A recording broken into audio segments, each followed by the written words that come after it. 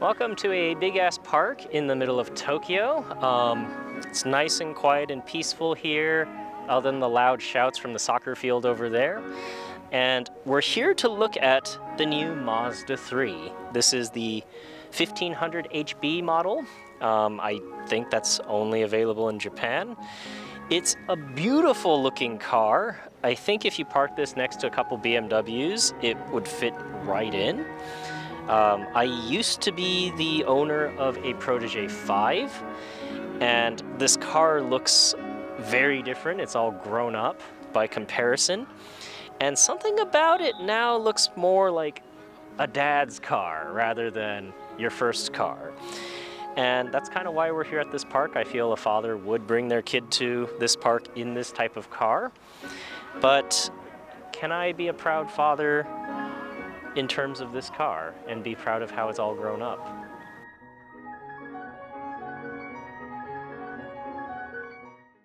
So the party piece of this car is actually the interior, and the exterior looks fantastic. However, the interior is on another level. The Mazda 2 looks really nice, and it is a cheap small car, so I mean there's only so much you can do before you start losing money. With this car, since they can charge a bit more, they have upgraded a lot of the interior, and it looks excellent. There's a lot of this faux leather trim everywhere, and the way they've done it, it looks really good. They even have stitching on the leatherette. Once again, it's not real leather, but that's probably a good thing in this vegan world. Most of the quality of the materials feels great. There's no loose rattles. The plastic is fairly soft touch.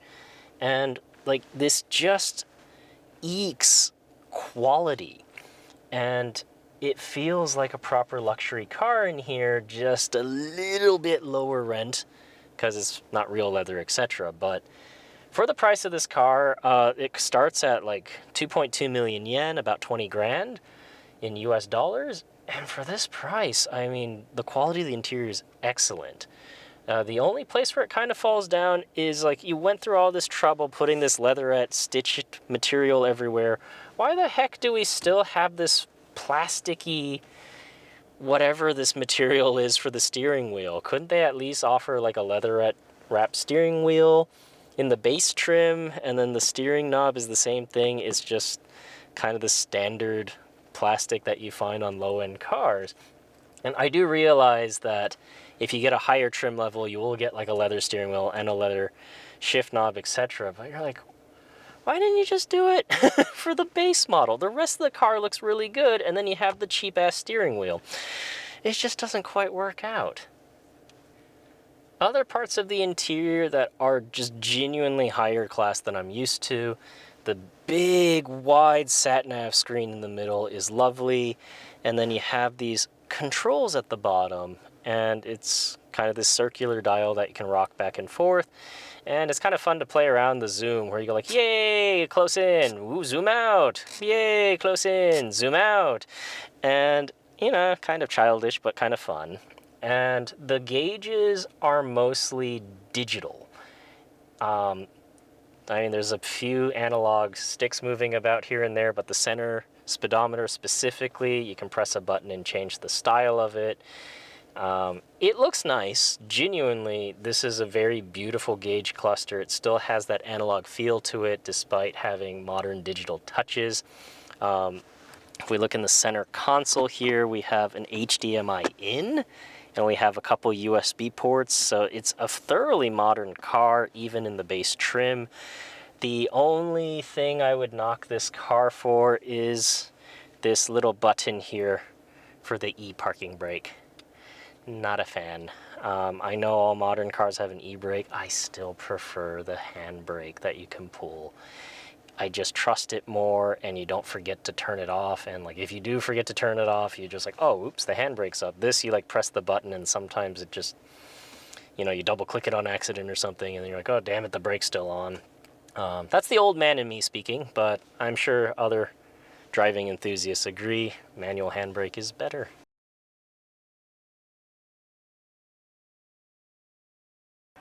So compared to the Mazda 2, this is a much bigger car. So this is more family oriented, and it's more for the father of the family instead of like the young man for his first car.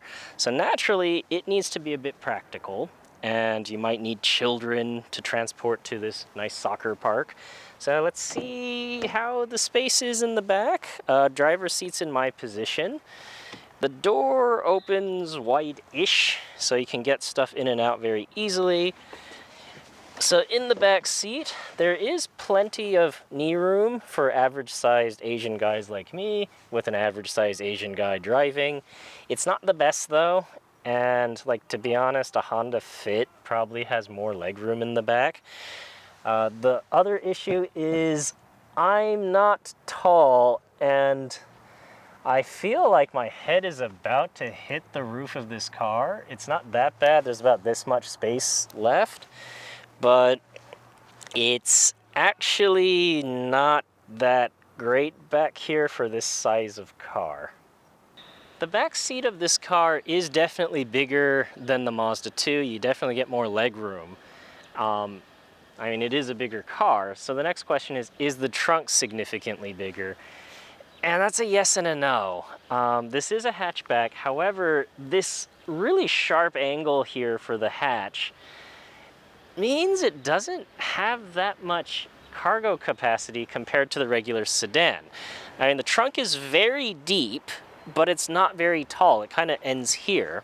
So I do fit inside. However, you have to like really lift your leg up to get in compared to smaller hatchbacks.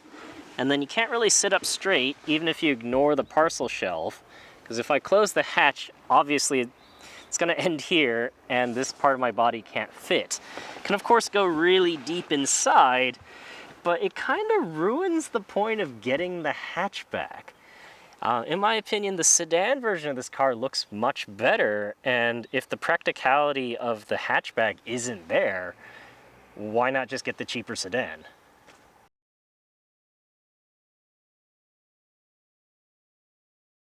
So now on the road in the new Mazda 3, and first things first, this car feels excellent.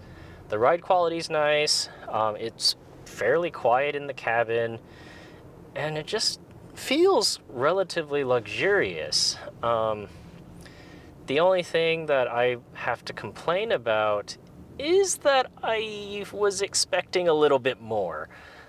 Compared to like a Mazda 2 or even the previous generation Mazda 3s, it does feel more refined. It does feel quieter. But the looks of the car and the quality of the interior, I was expecting kind of Lexus level of refinement, and it's not quite there. But for a $20,000 car, I can't complain about it. It's just the feeling of it. I was expecting a bit more, but given the price point, it's still excellent. So some features of this car that I really like: there's a heads-up display that displays the current speed you're going at, and you don't have to take your eyes off of the road to check your speed. There's also kind of like cross-traffic alerts on the heads-up display to let you know there's a car in your blind spot. So there's a lot of nice quality of life features in this car. The Mazda 2, the smaller brother of this car, is more fun, and part of it's just because it's a smaller car and it weighs a solid 300 kilograms less. So this car unfortunately shares the same 1.5 liter engine as the Mazda 2. The power is about the same at about 110 horsepower, and it's slow. There's no getting around it. It's slow. But the good news is, in typical Mazda fashion, this car doesn't feel slow because the engine just revs so happily and freely. And when you stick it into sport mode and you have the car in manual mode, it's actually really good fun. The engine just revs really hard and you feel like you're going really fast, and you aren't, which is kind of good news because you don't want a speeding ticket in this day and age. So for example, here we're in first gear, give it the beans, hear that engine revving, it sounds fast, really good meaty engine note, and you're like, yeah, and that's only 50 kilometers an hour, which is the speed limit. I kind of like that. Um, I've said this before, it's like there's no reason to have an overly powerful car in Tokyo because the speed limit's 50 kilometers an hour. So being able to go, yeah, revs, power, and then you're only going the speed limit, it's good fun. Obviously, you don't get that thrust to the chest of speed, but, you know, once again, that sensation of the sound and everything, it's good enough. It's a good, fun car for the city. Naturally, if you're going to the highways or if you take this car to a track, no, this is way too slow. I'll be honest about that. But through the city, you just want to feel like you're going fast, drop down a gear, and then give it the beans. It has enough shove for Tokyo, and that way the engine revs is just really fun. So as a Mazda, the most important thing I care about is, does this car drive well? And the answer is sort of. It still has a nice sporty feel to it. There's still feedback from the steering wheel, but it's not at the level I'm used to when I drive a Mazda. The handling's there. I mean, if we go through this left-hand turn, it feels tight. There's no body roll. It does handle well, but specifically when you're in normal mode, the steering feels a bit it feels better than like a Camry would. There's still more feel, and it's not that bad, but it feels a bit instead of like sharp Mazda sports sedan. You can fix that by putting it into sport mode, and the steering does sharpen up, and you do get more feel. But once again, something about it's still a little bit numb. It's good, but it's just not quite at the same level that I'm expecting when I usually drive a Mazda. Definitely the older versions, the original Mazda 3 from like 2004 or 5, around that era, they did feel a bit sharper. They did feel a bit better. But once again, the price of refinement is usually these types of details suffer a bit. I'm not saying it's bad. In fact, the car this most reminds me of is the old Lexus IS 250. And that car was kind of compromised in the middle of being a sporty sedan and being a Lexus.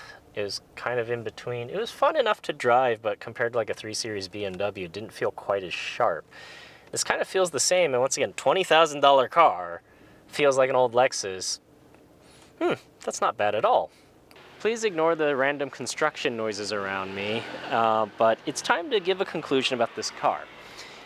So the new Mazda 3 is definitely a car I like. I generally get along with Mazdas, and this car is no different. The thing is, though, this car looks so like upscale and refined. I was expecting a little bit more. I mean, it rides really well. It's nice and quiet, especially for its price category. But I was expecting a little bit more. On the other end, because of the additional refinement, of course, driving fun has kind of gone down a bit. I think that's just part of the equation, and that's fine. However, I would actually still get a Mazda 2 because driving fun is a bit more paramount for me. And yes, the car is bigger, but the additional space that you get from the size isn't really there. The trunk isn't that much bigger. The back seats are more spacious, but the roof is just so much lower, and it feels a bit cramped inside. So it's not worth that jump up from the Mazda 2, especially because of the dip in the driving fun. So overall, I really do like the car, and I'm very proud of where this line of cars has grown up to. But like a real father, I'm proud, but a little disappointed.